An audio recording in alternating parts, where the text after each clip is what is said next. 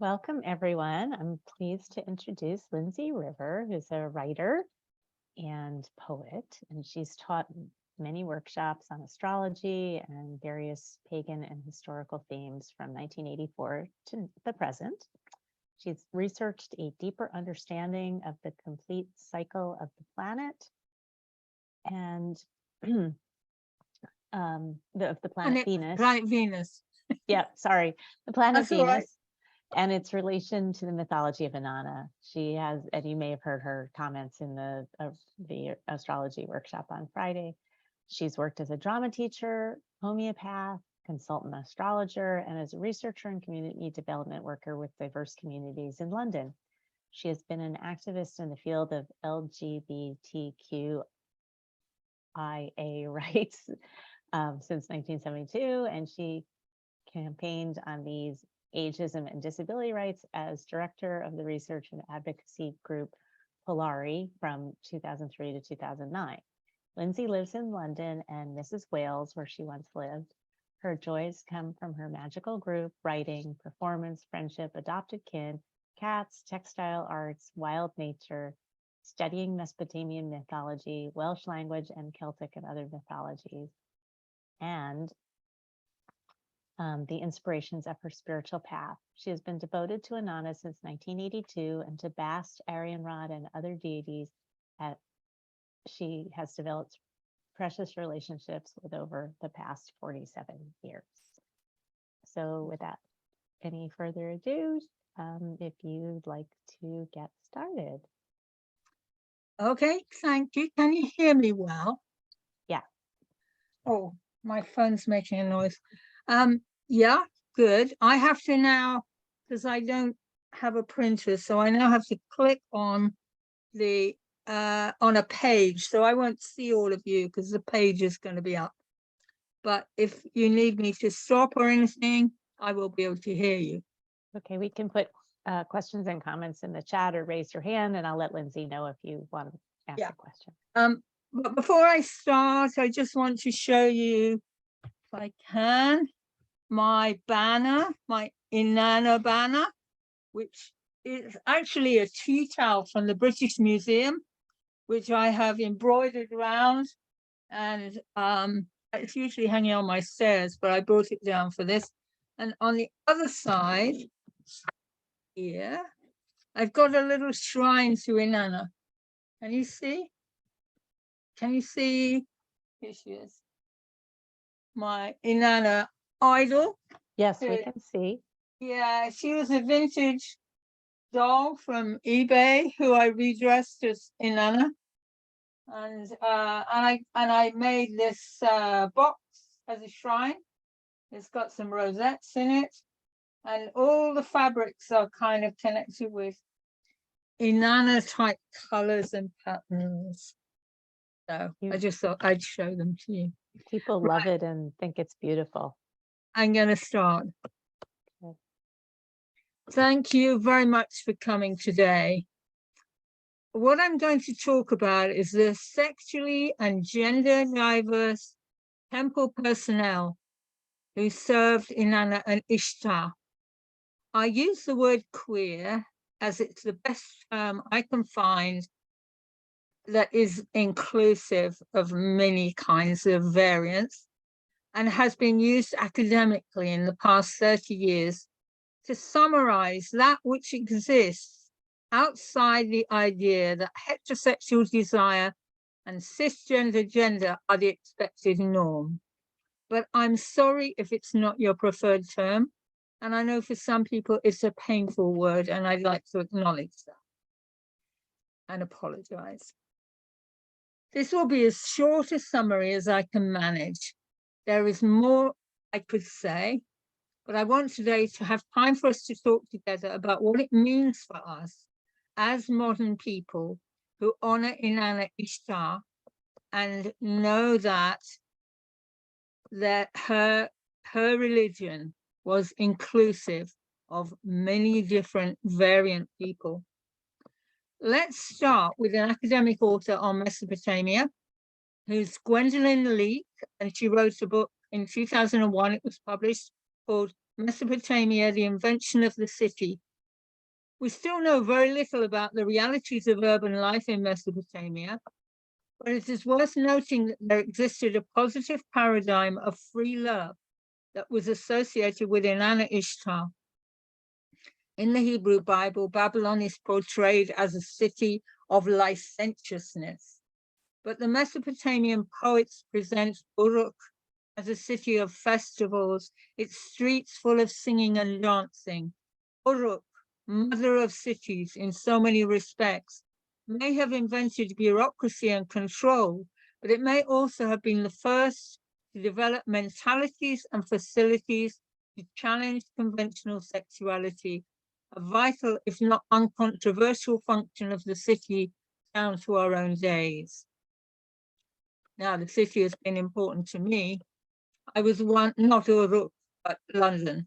I was one of the members of the Gay Liberation Front in that modern Babylon, London, in the early 70s, finally liberated from the secrecy and doubts of my teenage years. With inspiration and boundless enthusiasm, we look to the past as well as the future, seeking our history. What few of us imagined then was the unusually inclusive status in the temples of Inanna for people who were gender variant and those who were attracted to their own gender. Few of us have probably heard much of Sumer. News trickled out over time, and a gay man once told me Inanna had a soft spot for gay men. This history is still not known by many intersex, transgender, lesbian, gay, and bisexual people. For many, when they find out the knowledge that this marvelously inventive and endlessly creative culture had a place for people very like them, has been both moving and affirming. This is how I see a great part of my spiritual work, to bring that affirmation to the varied LGBTQIA communities. That's the acronym we use in the UK. It may not be yours. And I believe it to be a work to which Inanna has called me. There's been a recent rendering of the High Priestess Enheduanna's poems. It's by Betty de Chong Meodor, or Meador, I'm not sure how you pronounce it. It's not that recent, it was 2000. And she tells of the head overturning ritual, or Sag Su Bal. This ritual seems, from a reference to it in the poem Inanna and Ibi, to have been performed when a new temple of Inanna was set up. It is one that Inanna, and perhaps in real life, a priestess representing her, performs to initiate cultic attendance. Religious employees who we might describe as priests and priestesses, or perhaps as a religious community. To be initiated into Inanna's service through the head overturning ritual meant having one's gender changed, or for some of the cultic attendants, we might even, in modern parlance, say having one's true gender affirmed by the goddess. Now, there may be other attendants and personnel who did not have their gender changed, but if you did the head overturning ritual, that's what happened. Meador's translation of Enheduanna's poem, Lady of Largest Heart, the Inin Sagura in Sumerian, has found meaning in a fragmented passage, lines 75 to 78, makes it seem possible that gender non-conforming people were attracted to her temple, that they may have arrived there for refuge and have been welcomed and given a cultic role. It is head overturning because Inanna, with her own androgynous nature, with her brilliance and sharp wit, is able to, and this is a quote, split the door where cleverness resides, which we might read as her being able to see into the mind. She is not baffled by a person's apparent gender. She can see the gender that animates them. In my description below, I'm using the words of the translation by Meador, which includes gender nouns and pronouns. However, in this informal account, it seems more helpful to readers 22 years on to use the pronouns they, their, them. This is, of course, about Sumerian people, not about contemporary gender non-conforming, gender fluid, non-binary, or transgender people. We are separated by many complexities in our respective cultural contexts over 4,000 years. It's important we don't conflate Sumerians with contemporary queer people.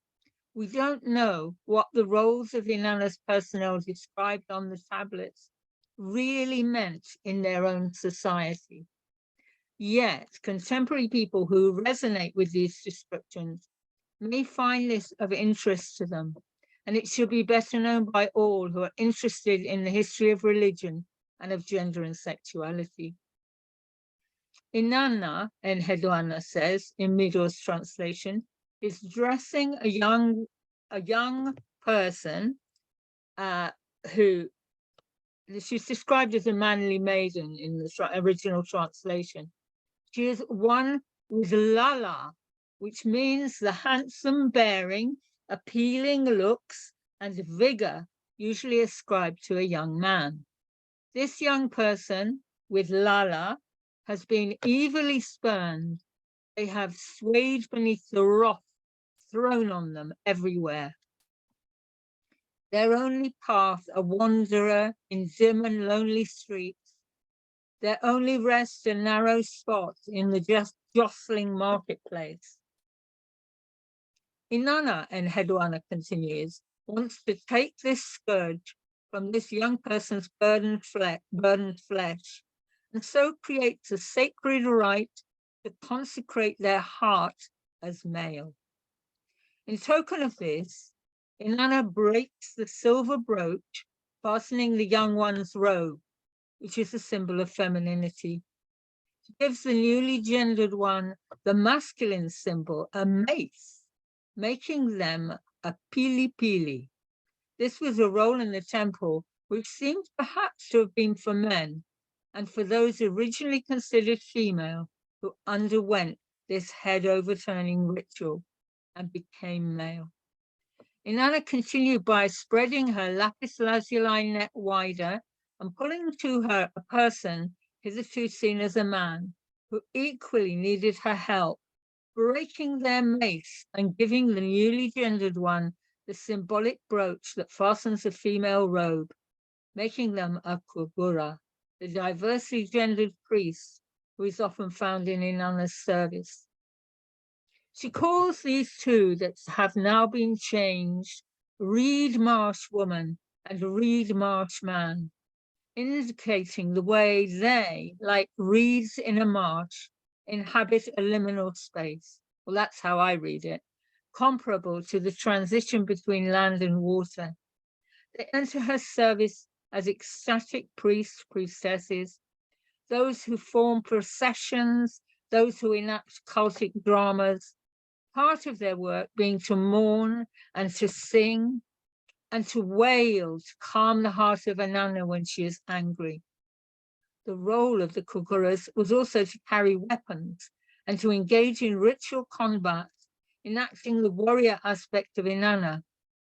And for that reason, their weapons in the procession were covered with blood. Translators and commentators before me at Midor have been unsure or have disagreed about what has been meant by the bal, or change for the pili pili and kugura. Some have maintained this means only gender fluidity in dress. There are many references to cultic personnel cross-dressing or wearing female clothes on the left half of the body and male clothes on the right.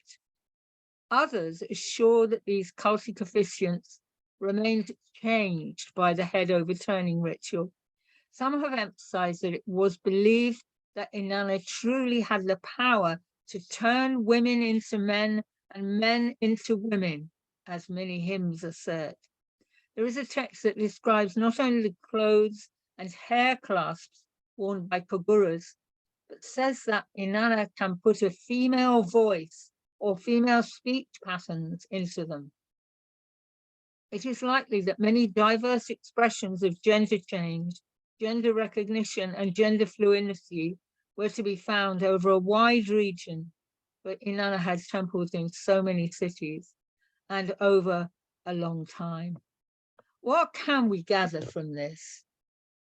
On the one hand, there is an advantage for the Inanna cult, the extraordinary, beautiful, glamorous, magical, and sometimes perhaps startling appearance of Inanna's temple personnel must have had an impressive effect on watchers of their processions outside the temple.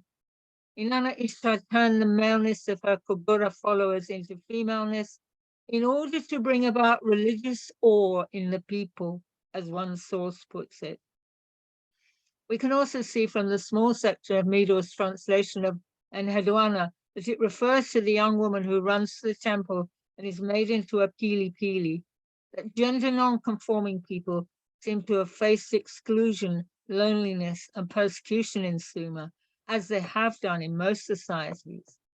Yet in the temples of Inanna, they could gain recognition, acceptance of their very gender, a home, subsistence, work that was valued, a community, and the opportunity of a spiritual path as an ecstatic priest or priestess, a cult performer in ritual dramas, and a participant in other ceremonies of which we may have no record.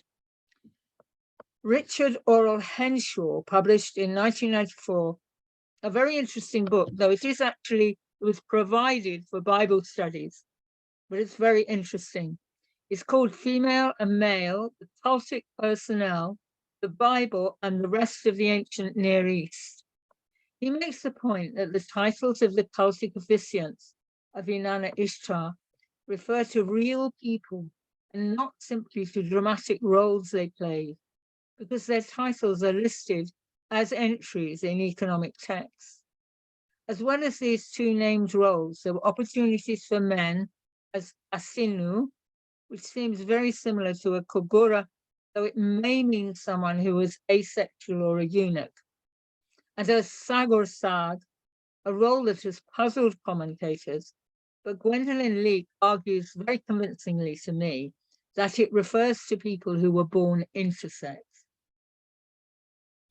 So, I mean, physically intersex, not somebody who is non-binary by, how they feel, yeah. The integration of gender non-conforming people and intersex people into the temples could be positively interpreted as part of a will to find places for all, which acts reparatively to address discrimination and exclusion. This will is shown by a myth, that of Enki and Ninmah. Enki, the god of wisdom, was faced with the challenge of finding destinies for people who might seem difficult to fit into society due to disability or difference. One of the people he seeks to find a role for was a person with neither a penis or a vagina. Now, this is a natural intersex bodily variation. It is very rare, but it does exist. Enki found a destiny for this person in the service of the king, just as he found places for people with various impairments of mobility or senses. We could infer that the god of wisdom took pride in his ingenuity in arranging destiny so that none should be excluded from society. In conversation with an intersex activist, I learned that there would have been a higher incidence of all kinds of intersex people in the ancient Near East than we are aware of today. This is not only because intersex people are often hidden today and changed in their appearance by hormone treatments, but also because in the modern world, surgeries are performed without consent on infants often, that interfere with fertility in intersex people. Some intersex people having always been fertile, though this has been ignored or denied by many in the medical world. When intersex people have no surgery, the likelihood of some of them having genes being able to be passed on is, of course, much higher, increasing the population of intersex people. Sumerian culture seems to have made space, and within the temples, an honored space, not only for the person without genitalia mentioned in the Enki and Ninmah story, but for the far more numerous intersex people with other diversely lovely bodies. Gwendolyn Leake describes the processions of Inanna at festivals, which included a large contingent of Sag or Sag people, with their typical hairstyle, colorful ribbons, and the physical characteristics of divinity on their bodies. Divinity. This, Leake believed, shows that intersex people were seen as marked by the gods and may have played a role in Mesopotamian society, somewhat like the Hijra in India, which I expect you know about, but however, with more honor and social integration. I would draw the inference that with the physical marks of divinity on them, they were therefore blessed and auspicious, bringing renown and awe to the temple of Inanna. This is very far from the destiny most intersex people have experienced in recent millennia. Now, I'm actually going to just stop for just a minute to have a little rest. And I'm also, it's just nice to see who's here. And then I'll go back. Hello. So, it's lovely to see everybody here. Welcome. Okay, I'll go back. I don't like it that I have to look at my text and I can't see you. So I'll go on now. Indeed, not only were gender variant people of all kinds found roles and actively welcomed in the temple communities, but gender variant beings played a crucial part in one of the most vivid myths that the Sumerians told. In the story of Inanna's descent to the netherworld, I'm sure you know of them, two beings, neither female nor male, non-binary beings, are created by Enki, the god of wisdom, in order to save Inanna when she is struck dead in the netherworld. They are able to elude the gatekeeper who guards the door to the netherworld, to slip through it like flies, and to perform an empathic and much-needed service for the Queen Ereshkigal. They found her mired in grief for her dead husband, isolated, without comfort or companionship. The two beings, the Kugura, who we have seen before, and the Galatur, excelled at at empathy, not sympathy. I mean that, just misread it. Excelled at empathy and comfort. They performed a needed service for which they very likely had specialized skills. Part of the function of the Kugura in the temples was to mourn and lament. One of their costumes was named as a mourning garment. It was their loving kindness to dread Ereshkigal that enabled them to claim as reward the corpse of Inanna and to then arouse her from death with the water of life and food of life that they carried. They were, sorry, I got hiccups. They were crucial actors, and as mythic beings, they must have been beloved. In my own philosophical understanding, which I don't claim to have derived necessarily from Sumerian thought, I see their non-binary status as enabling them to evade binary categories, the ability to circumvent divisions not only of male and female, but of closed or open, the doors to the netherworld, of above and below, or even of the greatest binary we experience, of death and life.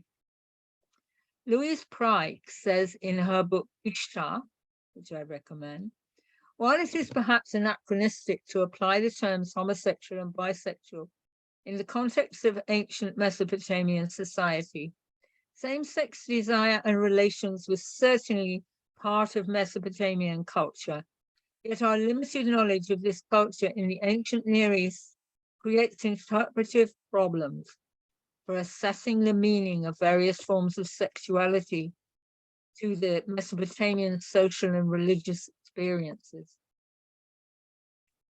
Though the head overturning ritual I've described relates to gender, and gender being changed. Those who were sexually variant as well, or instead of being gender variant, also had a place in the Inanna temple. Though Pryke is rightly cautious about how to interpret descriptions of Sumerian sexual practice and expression, it is clear that the Inanna temples included variety and diversity in sexuality. The positive paradigm of free love associated with Inanna Ishtar that Leek refers to at the beginning of this article offered opportunities for work and community to people very similar, perhaps, to those we call gay and bisexual men, even if their identities were conceptualized differently from what is familiar to us.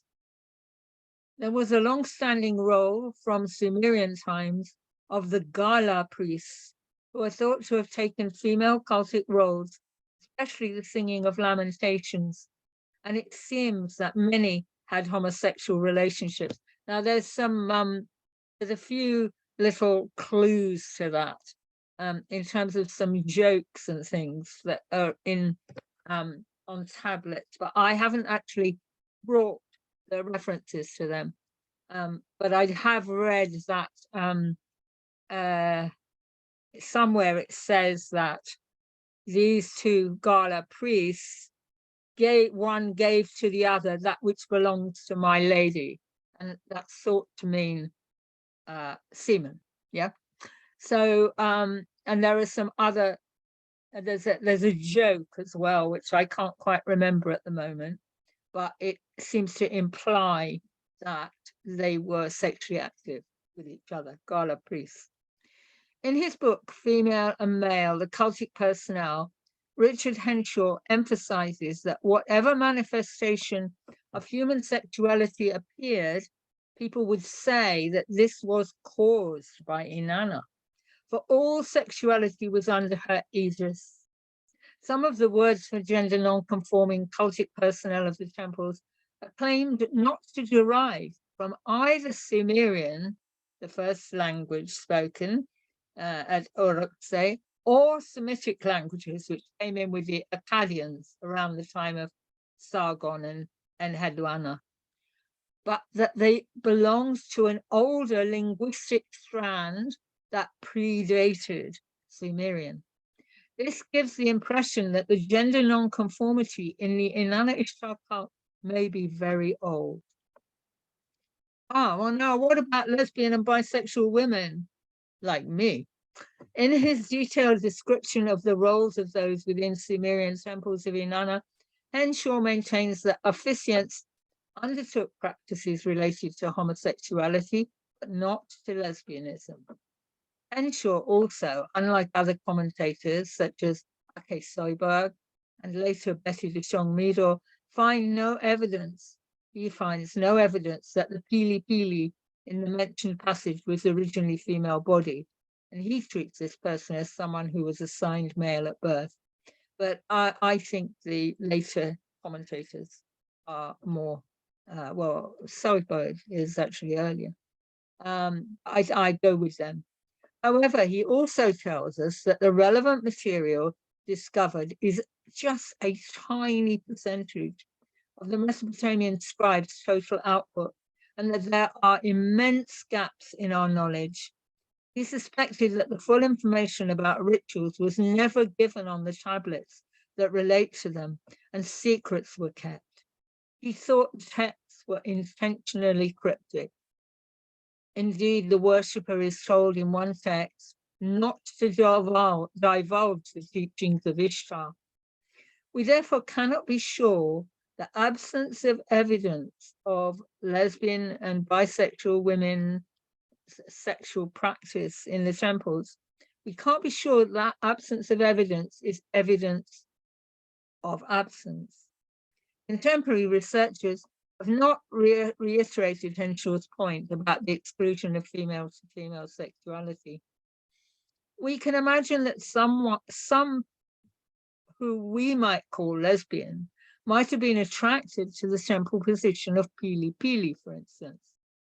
There is at least one reference to a female Kugura, and to Kuguras were usually assumed to be born male, giving birth. Whether this is a dramatic enactment or an occasional reality in a female-bodied kugura is not known. There were many secrets that Inanna Ishtar did not wish to be divulged. Temples offered opportunities for those who were unable to have children, to women and men who were asexual, to women who wanted to work outside of traditional family, trade, or servant roles. Among these, there might very well have been lesbian and bisexual women. We may speculate about how the temples of Inanna came to include people representing so many diverse aspects of sexuality and gender. One of the reasons could be the androgyny which was perceived in Inanna herself. Though the femininity of her body is hugely celebrated, there is very little literature with as much beauty of language about the vulva of the goddess, as I'm sure you know. The masculine aspects of the behavior and character of the goddess are also emphasized. Other characters in myth also change gender or have unusual roles. Inanna Sukal, or chief minister, is the loyal, resourceful, and warrior-like Ninshuba, who overcomes all the monsters of the underground sea, the Absu, for Inanna. And of course, she rescues her. She goes to Enki to get the rescue from the netherworld. Ninshuba is portrayed as either female or male in different eras. Ninshuba as a goddess, like Inanna herself, breaks gender stereotypes. Ninshuba's loyalty and her grief and urgency when Inanna does not return suggests a deeper relationship, one perhaps that was an unrecorded secret of the goddess. In contemporary pagan practice, I know lesbian women and non-binary people and trans women who have identified with Ninshuba.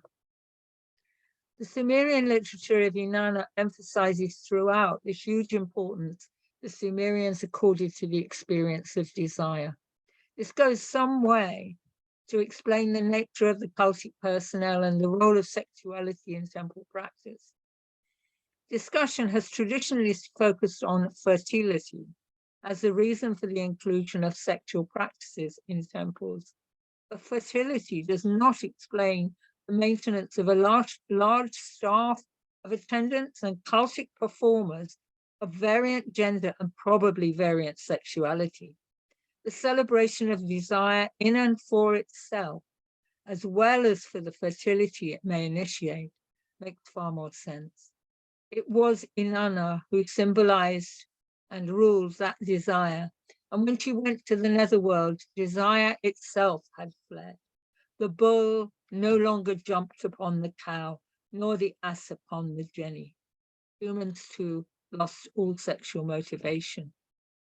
This focus on desire took place within a culture of celebration, where harlots were celebrated for loving kindness and their civilizing influence, and where there was a tremendous emphasis on the joy that sexuality brings to human life. The erotic experience of the woman, modeled by the goddess Inanna, was made paramount, and its description is virtually unparalleled in literature from the ancient world. Unusually, desire is expressed in a female voice.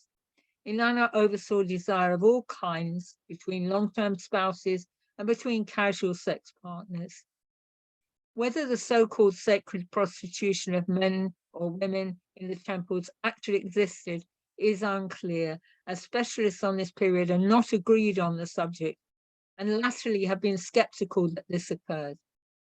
There was, however, certainly cultic sexual practice taking place in the temples in a specific room which was called the Ishtar house, where it seems to have had cosmic and spiritual significance rather than being for profit, as it involved many kinds of sexual enactments.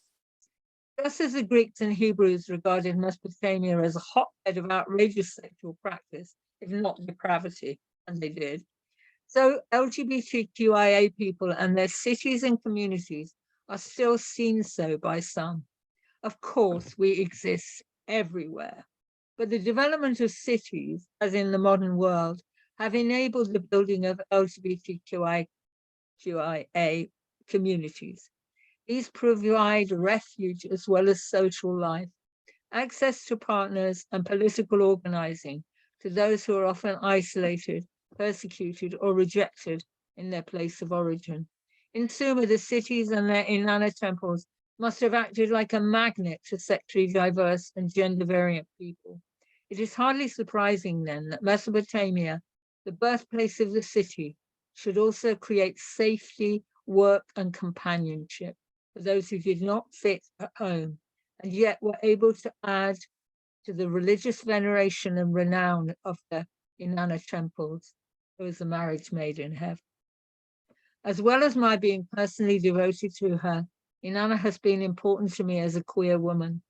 After working with and for the Lady of Love and Battle for many years in my own non-Wiccan tradition, I reached a midlife crisis that came around the time of my menopause. I had a breakdown and gave up the work I had been doing. Eventually, I felt that I had passed through this years-long process, and I wanted a ritual to mark my journey back from my own underworld.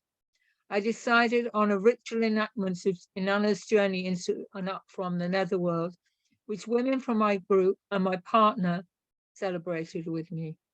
I was entranced so much of this, but I remember clearly being killed by Ereshkigal and being succored by the Kugura and Galatur. My life then moved into a time of power and happiness in works and relationships. In my own work with LGBTQIA communities before the pandemic, I used to go to various summer camps and festivals and have, with my genderqueer colleague Lou Hart, who had acted as the Galatur in my menopause ritual, given a workshop for the UK's LGBT plus History Month on the head overturning ritual as presented by Betty Dishong Meadle. I have also given a workshop at London's Sex Workers Open University, which is a marvelous thing which does lots of workshops and is free to sex workers.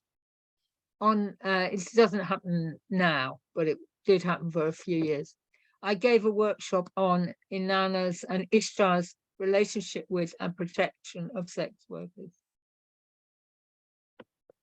which certainly did exist, whether or not there was what's called temple prostitution. I have run popular workshops at Queer Pagan Camp, an event I was involved with for 19 years, well, it's more than that now, and the Queer Spirit Festival, another summer event that used to happen in the UK before the pandemic. One in particular enacts Inanna's journey to the Absu to visit Enki. There she obtains the May, which symbolized cosmic order and the skills and institutions of civilization.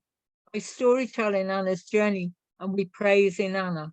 The personal work focuses on claiming your own sexual power and the power of your own sexual identity, and on identifying skills you wish you could develop, your personal May.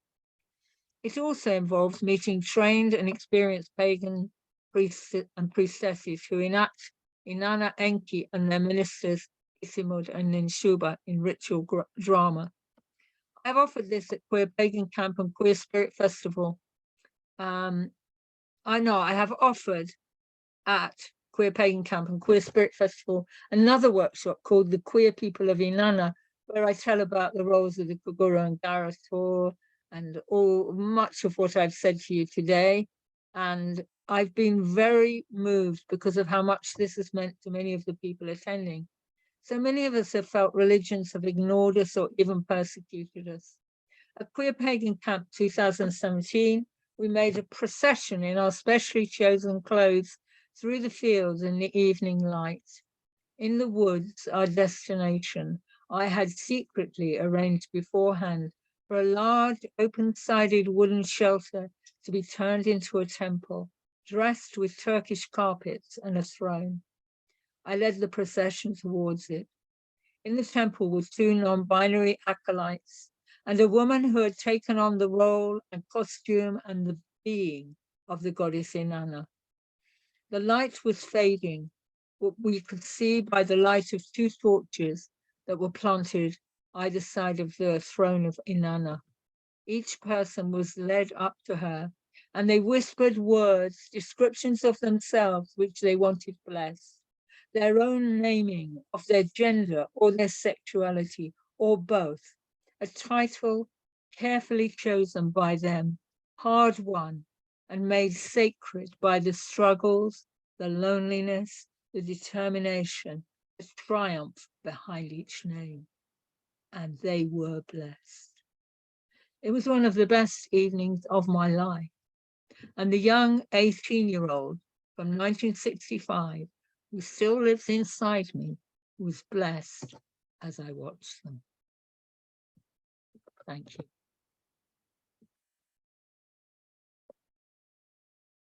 Right. Well, first of all, questions. Questions, contributions, comments. That was wonderful. Thank you. Very interesting. Does anyone have any questions or anything they want to say?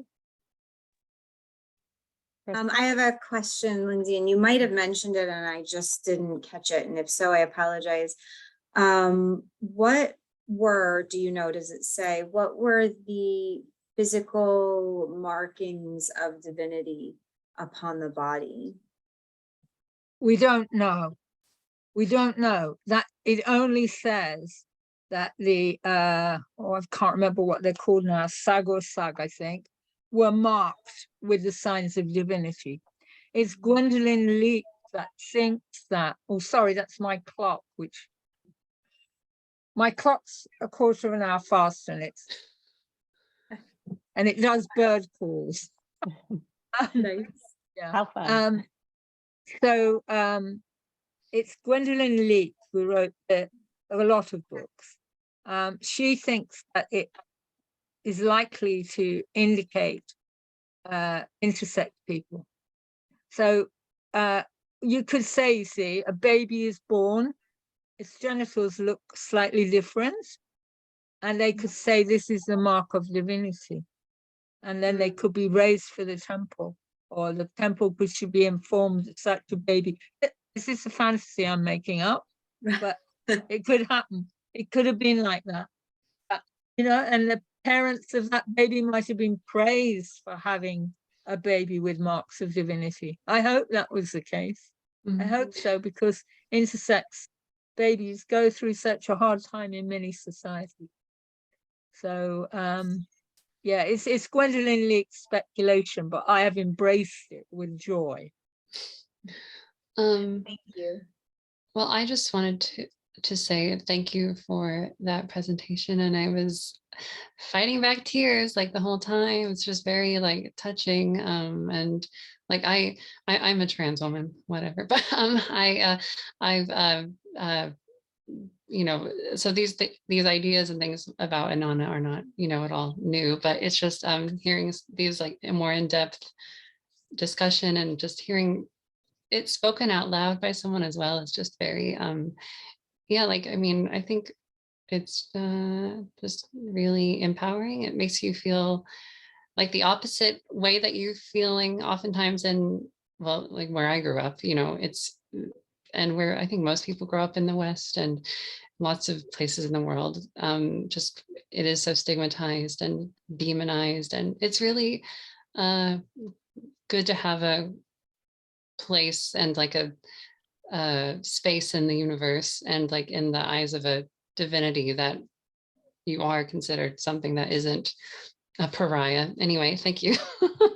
Yeah, and I'm really glad you said that, Damara. And I feel that they were so, trans people were prized by the temples. They were a joy to the temples. And when the processions went out, which were quite often, and I'm not sure what they accompanied, but they may have been connected with things like the maximum brilliancy of the star of Venus, the planet, or they could have been connected with the disappearance and reappearance, probably the reappearance. Or they could have been, I don't know when they were done. I'd like to know more about that. But people would all run out to see the processions and they were so impressed by them. And you know, the trans people and other variant people who were the temple personnel were admired, and they were so prized by the temple. And that is so different. I mean, yeah, we got LGBT pride, but and a lot of people who are not, who are straight or cis do come and applaud us and love us. Yeah. But has to be fought for in some societies, Yeah. particularly in Eastern Europe. So and in Africa. So I just love that we have this history in Yeah. cinema. Krista, And did you want? sorry, one of the things I was going to say is that it's possible that there's going to be not done by me. I'm not quite sure who's doing it, but there may be rituals being offered, head overturning rituals being developed to be offered to people who may have already transitioned or who may do it as their transition, but with, done by a priestess who is channeling Inanna. So I love that idea. yeah, I mean, what I've done is quite a long time ago with a friend of mine who transitioned, a trans woman who transitioned. We made a necklace for her with each bead representing aspects of different goddesses, actually, not only Inanna, but we did it as a recognition of her coming to the goddess within herself. Oh, I love that. So we'll take a couple more questions, Priska and then Kay. I wanted to share something I thought y'all might find really interesting, which is that in the 1950s, a British man named Wilfred Thesiger lived in the marshes of southern Iraq for 7 years. And he was accepted into Marsh Arab society. And trans women, at that time, trans women and trans men were completely accepted in Marsh Arab society. Trans men were called mustarjils. And they could marry women, but he experienced he went to one wedding where the bride was a mustarjil, and she had only agreed to marry her husband as long as he never expected her to do any women's work. So I just think it's fascinating that as recently as then, even under Islam, there were men and women who were accepted for who they were. He said that he actually met many mustarjils, and they were basically, born women. And he was told, a mustarjil is born a woman. She can't help that, but she has the heart of a man. Mm-hmm. So she lives as a man. Mm-hmm. And then another thing he wrote was that one day he was, a woman came to him and wearing, the complete, covering black garment. And then she raised up her skirt and showed him her penis and said, "Can you cut this off and make me into a proper woman?" And he was like, "No, I'm sorry, I can't." And he noticed that the woman was completely accepted as a woman by everyone else in their village and lived there, normally. And someone else said, "Do you think they could do that for him in Basra?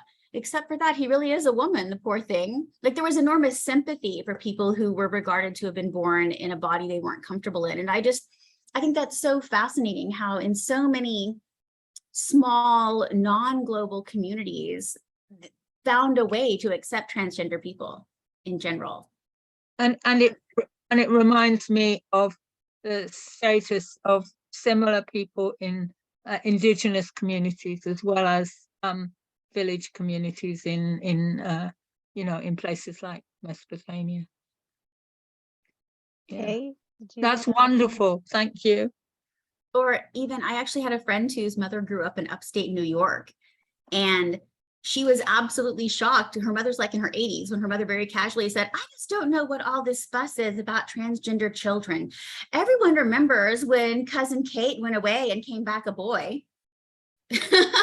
Like, this child was allowed, basically was taken away for 2 weeks and then came back as a boy and lived as male for the rest of their lives. So I don't know, it seems like small communities can handle this maybe better than bigger cities can. But I thought you'd find it interesting that this apparently this acceptance persisted into recent times. I don't know what it's like now though. Yeah, I have my one core simple question is for Lindsey, if you could share if you're okay with this group to know your email or ask follow-up questions or be in contact. Absolutely, And absolutely. And my name is slightly misspelt on the program, so it's Lindsey with an AY at the end, so it's Lindsay. Maybe you could put it in the Dot chat. River. I'll put it in the chat. Yeah. Okay, Dot River, thank or you. maybe And I'll fix that. So sorry, Gmail. Lindsey. It's very Thought I had simple. fixed it. At Gmail. It's my legal name with @gmail.com after it. Wonderful, thank you. I'm so glad you spoke of your work and connection to the sort of education and acceptance around not just the gender diversity, but also the sacred sexuality. I think that's very, very important. And many cultures had sexuality treated in a way that was connected to religious practices, healing practices, and art. And we have, in the Bible, there's of course the strict from the rules not to. We know that they were temple prostitutes, what they call them in the Bible in modern language, but they were priestesses, and it was of course part of the separation of not to suppress that female priesthood that was still there. We have the culture of geisha, and India was full of acceptance as far as the culture of art and sacredness coming through sexuality related practices and so on. And also to add to Priska, I grew up behind the Iron Curtain.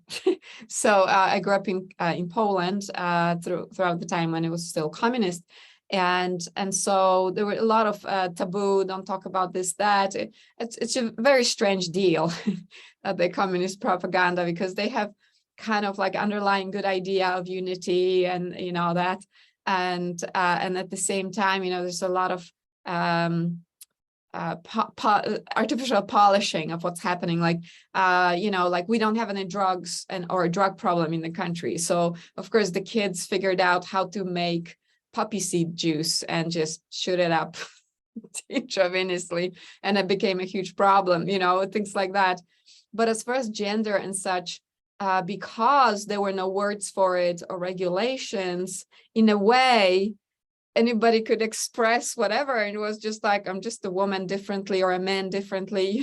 It's a lot of allowances for personal expression, not to get married and show up the lifestyle, but it's true that you were saying, Priska, in like small communities and whatnot, my aunt would be completely masculine and so on and so forth, but that was just like, that's just her. It's just so. But I would love to stay in touch because I have like a whole other conversation going on, and I would love to just connect. Yeah, let's put it in the chat. Allie? Oh, I'm sorry, Tamara, go ahead. Sorry. No, I was just gonna ask Lindsey, do you have Facebook, or can we connect with you on there, or is that? Yeah, I'm not called Lindsey River on Facebook, which is to do with my old job. I was trying to conceal. I didn't want all my clients befriending me. I wanted a private life. So I'm called Lindsey Wolf. Wolf? Okay. Yeah, Wolf, just no E on the end of it or anything. And I'm in London. And if there is a problem in finding me, because I do have quite tight doodads, protocols, I'm a friend of Priska and Amara. I see, and You'll Allie, I find me see. on theirs. Okay, I will. Thank you, Lindsay. Oh, and Ali as well. I'm a friend of Yeah. Ali. Ally, did you want to say something and then we'll wrap up? and Yes. finish starting this. Lindsay, do you have any thoughts or ideas on how this community as a whole, followers, devotees of Inanna Ishtar, can help support and protect our LGBTQ siblings, and how we can help turn around any of those stigmas? I think, well, I would say there even can be some heterosexism, and certainly there is there is transphobia within some pagan communities. So, and there are some, I regret to say, some feminists who are bigoted against trans women. So I would say we have a particular role. I mean, I'm not sure how we can change the right-wing Republicans who hate queers. Yeah, that seems too big unless we can do it magically, and do it magically. But in terms of education, I think to spread as far as we can the knowledge about the